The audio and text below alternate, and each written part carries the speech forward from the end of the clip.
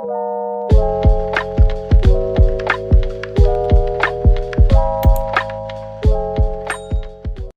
mencari seorang siswi bernama Lee Ji-woo. Ternyata Lee Ji-woo adalah saudara kembar dari Hyun-woo. Tetapi sayangnya Gamin belum pernah melihatnya. Jadi, saat masuk kelas dia bingung dan akhirnya pergi keluar. Saat Gamin dan Seon ingin menyerah, tiba-tiba ada seorang perempuan bernama Mi-hee memanggil Lee Ji-woo. Dia datang untuk memberi pelajaran kepada Lee Ji-woo karena tidak menuruti perintahnya. Gamin masuk kelas tepat di saat Mi-hee hendak merusak rencana studi menengah milik Lee Ji-woo dengan permen karet.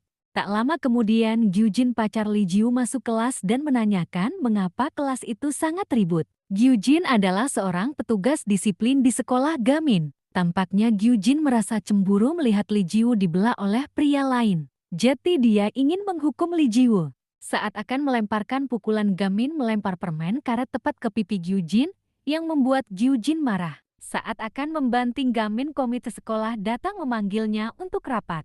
Ternyata Gamin tidak tahu Gyujin seorang petugas disiplin yang berdiri setiap pagi di depan gerbang. Gyujin menggunakan video kriminal Hyun-woo untuk mengancam Lee Ji-woo agar menjadi pacarnya. Jadi Haewon meminta Gamin menghapus video itu.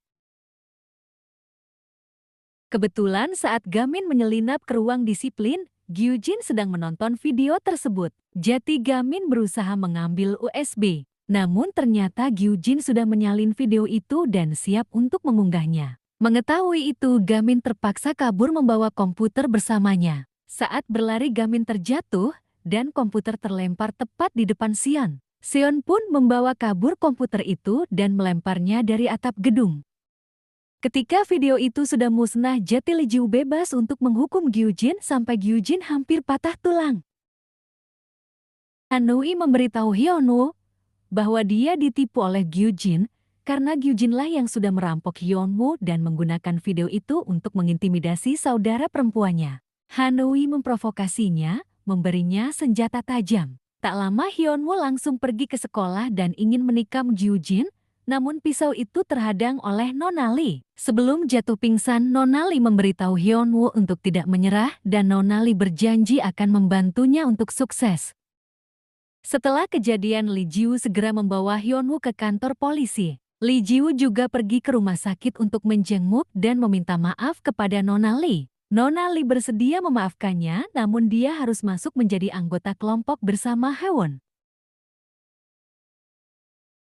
Keesokan harinya, saat Gamin dan teman-teman sedang membahas Han-woo yang telah ditangkap tapi telah dibebaskan, tiba-tiba ada seseorang yang melempar kaca dengan batu dan berteriak memanggil Gamin.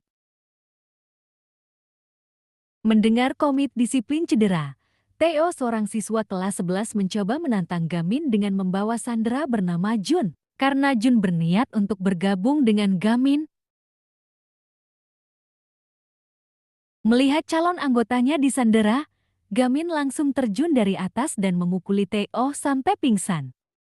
Akankah Jun resmi menjadi anggota kelompok Gamin? Sampai jumpa di episode selanjutnya.